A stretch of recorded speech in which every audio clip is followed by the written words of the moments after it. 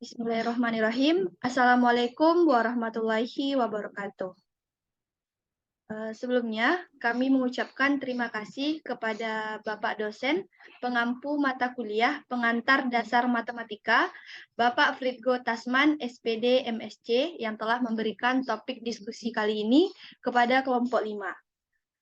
Sebelumnya, perkenalkan kami dari kelompok 5 yang beranggotakan 5 orang. Saya sendiri, Mutia Fatmasari, bersama rekan saya, Fadilah Fatma Marito Nasution, Syifa Husna, Syafira Salsara Madinta, dan Wahdana Aulia.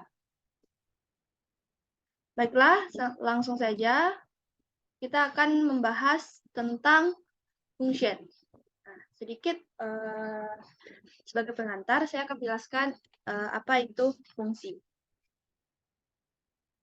Nah, fungsi ini itu adalah hubungan antara dua himpunan yang terdiri dari domain atau kita sebut dengan daerah asal dan kodomain atau daerah sasaran. Nah, berbicara itu tentang fungsi ya. Disimbolkan seperti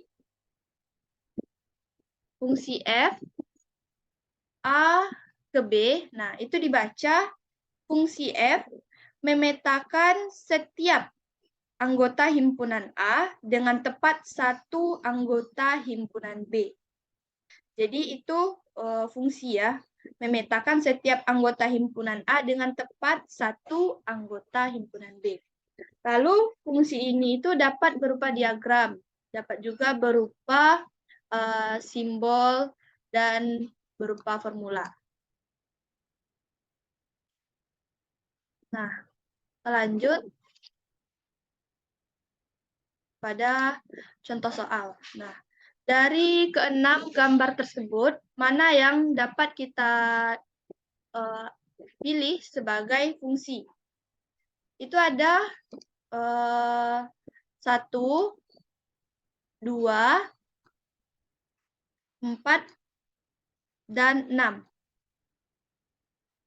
Nah, 1, 2, 4, dan 6 ini adalah fungsi.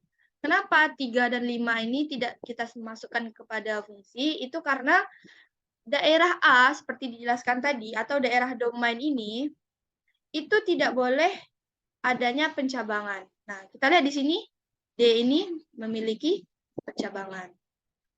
Oleh sebab itu, nomor 3 ini tidak termasuk ke dalam fungsi. Nah, kalau nomor 5 gimana? Nah, nomor 5 apalagi? Sangat terlihat jelas kalau nomor 5 ini, yang C ini bercabang. Nah, kita lanjut ke contoh soal selanjutnya. Diberikan sebuah fungsi F dari R ke R dan formulanya itu X kuadrat dikurang 2. Nah, tentukan nilai dari F1, F0, dan seterusnya itu. Dan yang kedua yaitu tentukan nilai A apabila FA itu sama dengan 2. Nah, kita langsung saja. Nah, kita punya fungsi fx. Jadi tadi fungsi itu juga dapat berupa formula. Fx itu sama dengan X kuadrat dikurang 2. Nah, tadi diminta di soal itu F1, F0, F-2, F-3, F3 itu berapa? Nah, sebenarnya ini sangat gampang. Kita tinggal memasukkan angka yang diminta. Kalau kita diminta F1 berarti kita ganti X-nya sama dengan 1. Nah, kita masukkan ke dalam formula. Berarti 1 kuadrat dikurang 2. 1 kuadrat itu 1 dikurang 2 sama dengan min 1. Nah, itu untuk F1. Kalau F0 juga gitu, kita tinggal ganti X-nya dengan 0. Nah, min 2, min 3, dan 3. Lalu kita kalkulasikan seperti biasa. Lanjut kepada soal selanjutnya, yaitu FA sama dengan 2. Nah, ini tuh tinggal kita ganti FA itu jadi Fx. Nah, Fx tadi kan X kuadrat dikurang 2. Berarti kalau FA berarti A kuadrat dikurang 2. Nah, tadi kan kalau di soal juga telah dijelaskan kalau FA itu sama dengan 2. Berarti A kuadrat dikurang 2 sama dengan 2. Lalu kita kalkulasikan untuk mencari A-nya seperti biasa. Lalu A kuadrat kurang 2 sama dengan 2. Min 2 ini kita pindah ruaskan jadi positif. Lalu dijumlahkan jadi 4. A kuadrat itu 4. Kalau A itu adalah akar dari 4, yaitu positif negatif dari 2. Nah, demikianlah sedikit pengantar tentang fungsi dari saya. Untuk materi selanjutnya, saya persilakan kepada teman saya, Syifa Husna. Pada Syifa Husna, disilakan.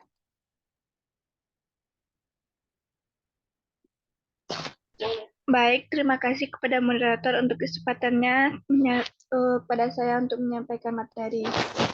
Di sini saya akan menyampaikan materi relasi refleksi.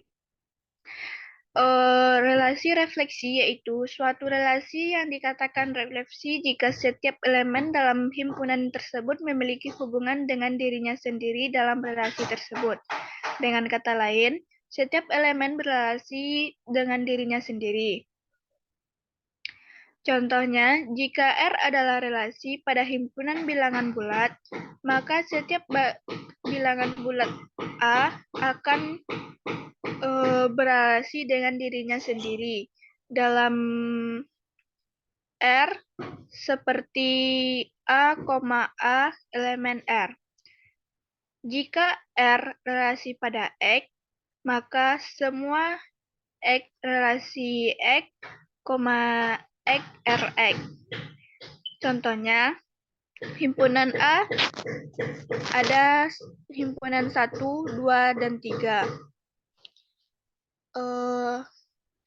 Dan relasi pada himpunan A, R sama dengan himpunan 1,1, 2,2, 1,2. Pertanyaannya, yang manakah yang termasuk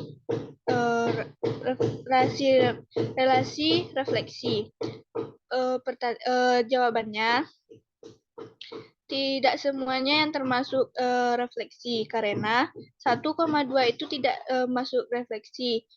Kan tadi sudah dijelaskan kalau refleksi itu memiliki hubungan dengan dirinya sendiri, tapi 1,2 ini tidak mempunyai hubungan diri sendiri. Berarti yang termasuk yaitu 1,1, 2,2, dan 3,3. Selanjutnya yaitu relasi simetris. Relasi simetris yaitu suatu relasi dikatakan simetris jika untuk setiap pasangan elemen dalam relasi tersebut. Misalnya, jika A berrelasi dengan B, maka B juga berrelasi dengan A. Jika R relasi pada X, maka semua X, Y elemen X RY berakibat Y RX. Contohnya, jika Budi memiliki bola yang sama banyak dengan Tio, maka Tio juga memiliki bola yang sama banyak dengan Budi. Jika R adalah relasi, memiliki warna yang sama dengan pada himpunan bola. Selanjutnya, jika bola A memiliki warna yang sama dengan bola B, apakah bola B juga memiliki warna yang sama dengan bola A? Jawabannya iya. Karena himpunan A sama dengan 1, 2, 3, jadi maka himpunan R-nya yaitu 1, 2, 2, 1, 3, 1, 1, 3. Kenapa kita mendapatkan 1, 2, 2, 1, 3, 1, 1, 3? Itu kan tadi udah dijelaskan kalau relasi simetris itu yaitu suatu relasi yang dikatakan simetris jika untuk setiap pasangan elemen dalam relasi tersebut. Maka itu sama juga dengan 1, 2, 2, 1 kayak dibalikan gitu. 3, 1, 1, 3 juga dibalikan gitu. Iya. Example satu lagi. Ali memiliki tinggi badan yang sama dengan Andi jika tinggi Andi sama dengan Ali. Yang B, Abdi mempunyai bola kasti berwarna merah seperti Fajar, maka bola kasti Fajar memiliki warna yang sama dengan punya Abdi. Budi menyukai Ani, maka Ani juga menyukai Budi. Dari 3 buah relasi di atas, relasi yang tidak termasuk ke dalam relasi simetris adalah jawabannya dari 3 pertanyaan di atas yang bukan golongan dari relasi simetris yaitu yang C. Karena jika kita misalkan X, R, Y berarti Budi menyukai Ani, tetapi belum tentu berakibat Y, R, X, yaitu Ani menyukai Budi. Berbeda dengan A dan B pada relasi tersebut karena unsur X dan Y-nya saling terkait satu sama lain. Selanjutnya, relasi transitif. Relasi transitif yaitu sebuah relasi dikatakan transitif jika untuk setiap elemen dalam relasi tersebut. Misalnya, terdapat pasangan A, B dan B, C dalam relasi, maka pasangan A, C juga ada di dalam relasi tersebut. Jika R relasi pada X, maka semua X, Y, Z elemen X, X, R, Y, dan Y, R, Z berakibat X, R, Z. Contohnya, himpunan A 1, 2, 3, himpunan R 1, 2, 2,3, X, Y. Jika kita mengikuti relasi transitif, maka nilai dari X dan Y yang tepat adalah jawabannya, kita misalkan A, 1, B, 2, C, 3, maka himpunan A, B, C. Dan relasi transitif dari A adalah himpunan R, A, B, B, C, A, C. Kita masukkan ke dalam pertanyaan tadi sehingga X sama dengan A dan Y sama dengan C, maka didapatkan X sama dengan 1 dan Y sama dengan 3.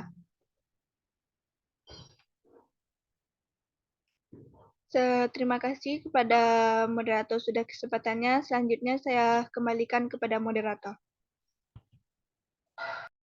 Terima kasih kita ucapkan kepada Syifa Husna. Untuk materi selanjutnya akan dijelaskan oleh Syafira Salsa Ramadinta. Pada Syafira, disilahkan. Terima kasih moderator. Baiklah, materi yang akan saya jelaskan ialah relasi ekuivalen, di mana relasi ini dikatakan ekuivalen apabila relasi tersebut memiliki sifat reflektif, simetrikal, dan transitif dalam satu relasi tersebut.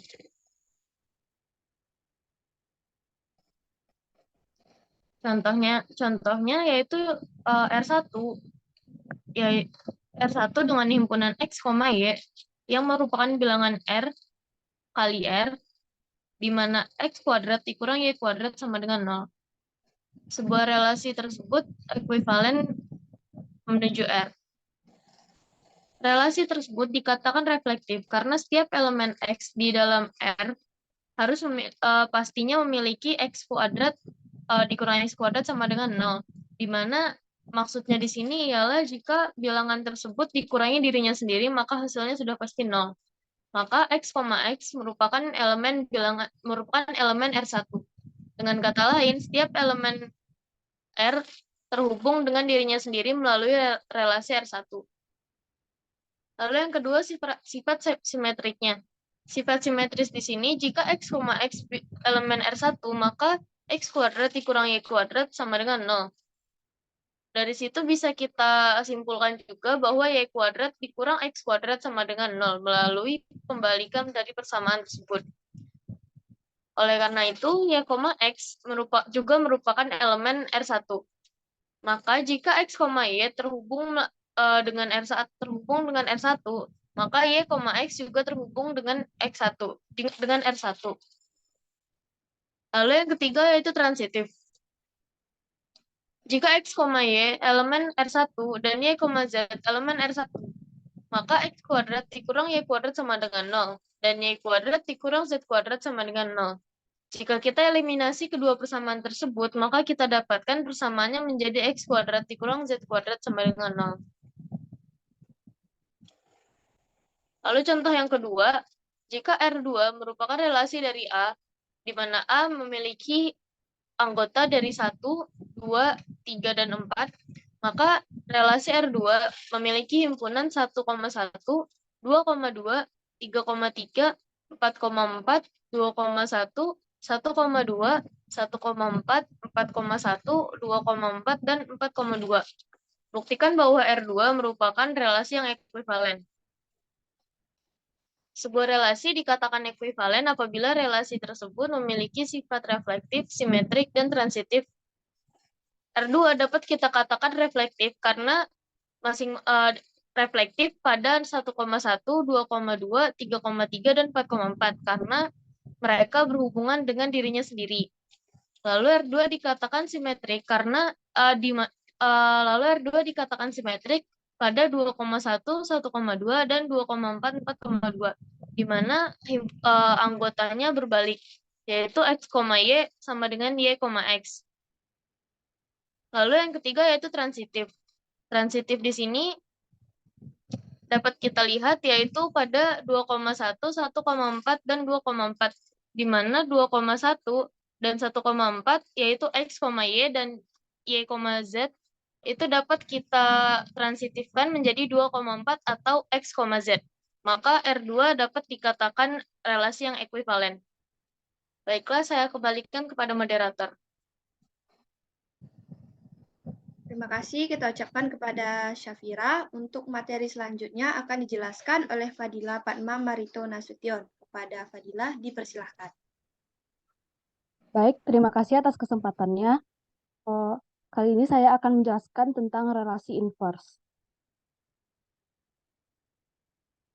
Definisi relasi inverse yaitu jika relasi R menghubungkan himpunan A ke himpunan B, maka relasi inverse R inverse menghubungkan himpunan B ke himpunan A.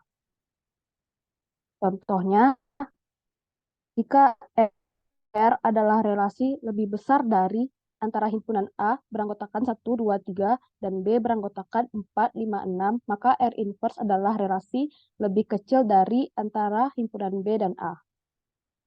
Berikut adalah sifat-sifat relasi inverse. Yang pertama, R inverse diinverskan sama dengan R. Yang kedua, R1 bundaran R2 diinverskan sama dengan R2 inverse bundaran R1 inverse. Dan yang ketiga, jika R adalah relasi simetri, maka R sama dengan R inverse. Contoh, jika R adalah relasi sama dengan antara himpunan A yang beranggotakan 1, 2, 3 dan B yang beranggotakan 1, 2, 3, maka R inverse juga adalah relasi sama dengan.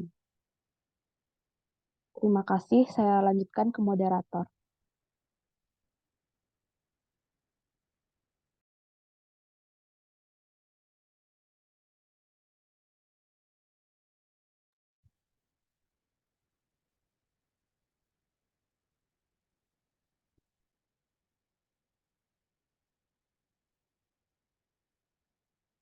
Terima kasih kita ucapkan kepada Fadilah. Untuk materi selanjutnya itu akan dijelaskan oleh Wahdana Aulia. Kepada Wahdana Aulia disilahkan.